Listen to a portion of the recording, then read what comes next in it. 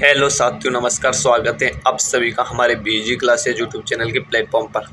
तो साथियों में आज एक और नई क्लास आपके सामने लेकर आए और राजस्थान जीके की जो चतुर्थ श्रेणी बीएसटीसी परीक्षा और पीटीईटी परीक्षा आदि के लिए बहुत ही इम्पोर्टेंट होने वाली साथियों, और जो आगामी भर्तियाँ होने वाली डिग्री से संबंधित सभी जो भी प्रकार की भर्ती परीक्षाएँ होने वाली साथियों, उन सभी के लिए ये राजस्थान जीके की क्वेश्चन जो मैं आज आपके सामने लेकर आया हूँ वो बहुत ही इम्पोर्टेंट साबित होने वाले साथियों। तो चलते साथियों, चलने से पहले अभी तक जिस किसी ने भी जो भी नए सदस्य जुड़े हुए हैं, जिसने चैनल को सब्सक्राइब नहीं किए, वो जल्दी जाइए चैनल को सब्सक्राइब कीजिएगा और वीडियो को लाइक और शेयर भी कीजिएगा साथियों। ठीक है साथियों, चलते हैं नेक्स्ट क्वेश्चन की ओर। आज का हमारा क्वेश्चन आता है कि ब्लू पोर्ट्रेट में मुख्यतः किन रंगों को प्रयोग होता है साथियों। ब्लू पोट्री में मुख्यतः किन रंगों का प्रयोग होता है साथियों। चार ऑप्शन आपके सामने, नीला व हरा, पीला व लाल, गुलाबी व पीला या फिर बैंगनी व लाल। तो इसका राइट आंसर क्या हो जाएगा? ऑप्शन नंबर ए इसका राइट आंसर हो जाएगा। यानी कि ब्लू पोट्री में मुख्यतः किन रंगों का प्रयोग होता है? ऑप्शन नंबर ए यानी कि नीला व हरा रंगों का प्रयोग होता है। ठीक है, चलते हैं नेक्स्ट क्वेश्चन पर। नेक्स्ट क्वेश्चन आता है हमारा कि राजस्थान में कपिल मुनि का मेला कहाँ लगता है? करौली में, कोलायत में, नसीराबाद में या फिर चाकसू में। बहुत ही अच्छा क्वेश्चन है साथियों।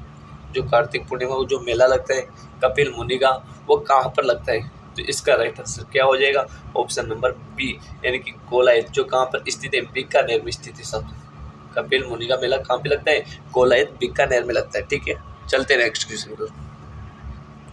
नेक्स्ट क्वेश्चन आता है हमारा कि मेवाड़ के प्रथम संख्या के रूप में किसे जाना जाता है साथियों? रानी पद्मिनी एवं अन्य का जौहर, जयमल पत्ता का बलिदान, महाराणा प्रताप का बलिदान या फिर रानी कर्मावती का जौहर। मेवाड़ में प्रथम संख्या के रूप में किसे जाना जाता है? इसका राइट आंसर बताइएगा आप। तो इसका राइट आंसर क्या हो जाएगा? ऑप्शन नंबर ए यानी कि रानी पद्मिनी एवं अन्य का जो जौहर हुआ था उसी को मेवाड़ की प्रथम संख्या के रूप में जाना जाता है। कब हुआ था आपसे पूछा जाए कि मेवाड़ का प्रथम संख्या कब हुआ था? तो ये 1301 में हुआ था साथियों। किन किन के मध्य हुआ था? यानी कि आक्रमणकारी कौन था? आक्रमणकारी था साथियों कौन? अलाउद्दीन खिलजी। और जो वहाँ के स्थानीय शासक थे वो कौन थे? राहुल रतन सिंह थे, जो रानी पद्मिनी के पति थे साथियों। ठीक है, चलते हैं नेक्स्ट क्वेश्चन पर। नेक्स्ट क्वेश्चन आता है हमारा कि राजस्थान का खजुराहो निम्नलिखित में से किसे कहा जाता है? दिलवाड़ा मंदिर को, रणछोड़राय मंदिर को, गिराडू मंदिर को या फिर बंडदेवरा मंदिर को। जल्दी से बता दीजिएगा साथियों कि राजस्थान का खजुराहो निम्नलिखित में से किसे कहा जाता है। तो इसका राइट आंसर क्या हो जाएगा? कितनी बार एग्जाम में पूछा भी गया है ये क्वेश्चन और पूछा भी जा सकता है साथियों। तो इसका राइट आंसर क्या हो जाएगा? राजस्थान का खजुराहो, ऑप्शन नंबर सी इसका राइट आंसर हो जाएगा। यानी कि बंडदेवरा बाणों को राजस्थान का खजुराहो कहा जाता है। ठीक है, चलते नेक्स्ट क्वेश्चन पर। नेक्स्ट क्वेश्चन आता है हमारा कि राजस्थान में अरावली पर्वतीय प्रदेश में मृदा अपरदन का कारण है। राजस्थान का जो अरावली पर्वतीय प्रदेश है साथियों, उसमें मृदा अपरदन का क्या कारण है साथियों? वनों का विनाश, अविवेकपूर्ण कृषि, अत्यधिक पशुचारण या फिर उपयुक्त सभी। तो इसका राइट आंसर बताइएगा मेरे को कि राजस्थान में अरावली पर्वतीय प्रदेश में मृदा अपरदन का कारण है। तो इसका राइट आंसर हो जाएगा साथियों ऑप्शन नंबर डी यानी कि उपयुक्त सभी। यानी कि वनों का विनाश भी है, अविवेकपूर्ण कृषि भी है और अत्यधिक पशुचारण भी है, यानी कि उपयुक्त सभी है साथियों। ठीक है, चलते नेक्स्ट क्वेश्चन पर। नेक्स्ट क्वेश्चन क्या कहते हैं हमारा कि सैनिक चलो दिल्ली मारो फिरंगी का नारा किस छावनी से दिया गया था साथियों? चलो दिल्ली मारो फिरंगी का नारा किस छावनी से दिया गया था? इसका राइट आंसर आप मेरे को बताइएगा। नीमच छावनी, नसीराबाद, देवली या फिर एरनपुरा। चलो दिल्ली मारो फिरंगी, इसका नारा किस सैनिक छावनी ने दिया था साथियों? तो इसका राइट आंसर क्या हो जाएगा? Option number D. क्या हो जाएगा? ऑप्शन नंबर डी यानी कि एरनपुरा छावनी ने एक नारा दिया था साथियों कि चलो दिल्ली और मारो फिरंगी का। ठीक है, चलते नेक्स्ट क्वेश्चन पर। नेक्स्ट क्वेश्चन आता है हमारा कि जयपुर, टोंक, बूंदी, कोटा और झालावाड़ से होकर राष्ट्रीय राजमार्ग गुजरता है। राष्ट्रीय राजमार्ग 12, राष्ट्रीय राजमार्ग 14, राष्ट्रीय राजमार्ग 15 या फिर राष्ट्रीय राजमार्ग 65। तो इसका राइट आंसर बताइएगा मेरे को कि जयपुर, टोंक, बूंदी, कोटा से हो झालावाड़ से होकर राष्ट्रीय राजमार्ग गुजरता है कौन सा? ऑप्शन नंबर ए इसका राइट आंसर हो जाएगा, यानी कि राष्ट्रीय राजमार्ग 12। ठीक है, चलते नेक्स्ट क्वेश्चन को। नेक्स्ट क्वेश्चन आता है हमारा कि बलू पोट्री में मुख्यतः किन रंगों का प्रयोग होता है? तो नीला, हरा का प्रयोग होता है किसमें? बलू पोट्री में किन रंगों का प्रयोग होता है? ऑप्शन नंबर ए इसका राइट आंसर हो जाएगा, यानी कि नीला, हरा रंगों का प्रयोग होता है। ठीक है,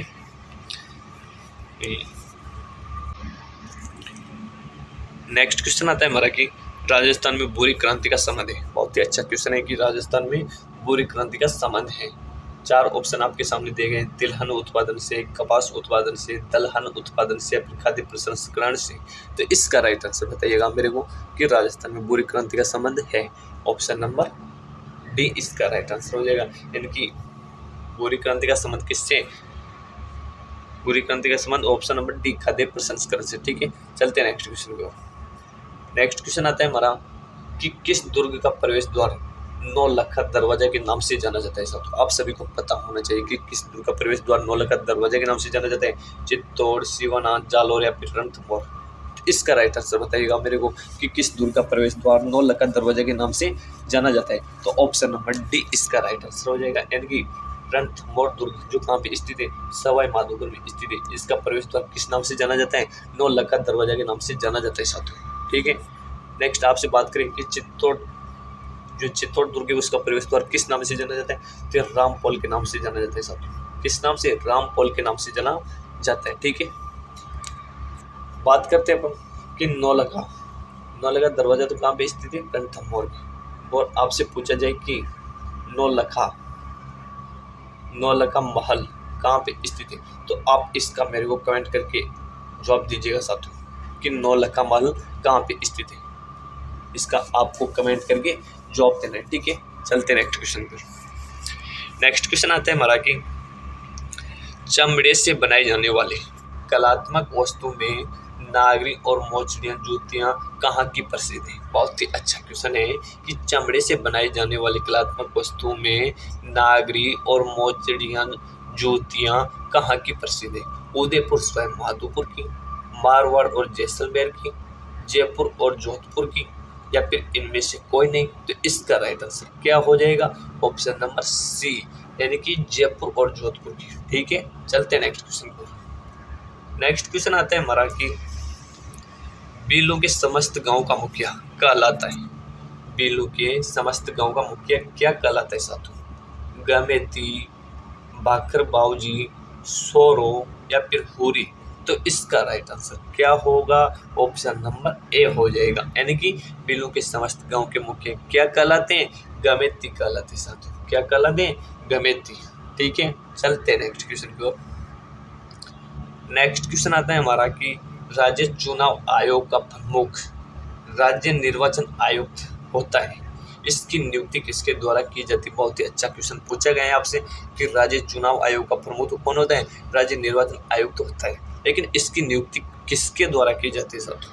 मुख्यमंत्री के द्वारा, राष्ट्रपति के द्वारा, उच्चतम न्यायालय के द्वारा या फिर राज्यपाल के द्वारा? इसका राइट आंसर बताइएगा आप मेरे को। तो ऑप्शन नंबर डी इसका राइट आंसर हो जाएगा, यानी कि राज्यपाल के द्वारा इसकी नियुक्ति की जाती है। किसकी? राज्य निर्वाचन आयुक्त की। ठीक है, चलते नेक्स्ट क्वेश्चन पर। नेक्स्ट क्वेश्चन आता है हमारा कि सहकारी भूमि विकास बैंक के द्वारा किस योजना के तहत फसली कार्यों के लिए 1 वर्ष के लिए और अन्य ऋण अधिकतम 15 वर्ष के अवधि के लिए दिए जा सकेंगे?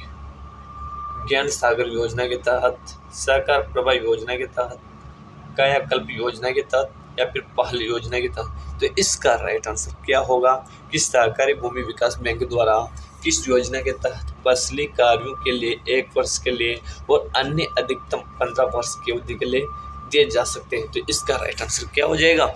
ऑप्शन नंबर ए बी इसका राइट आंसर हो जाएगा, यानी कि सहकार प्रवाह योजना के तहत। ठीक है, चलते हैं नेक्स्ट क्वेश्चन पर।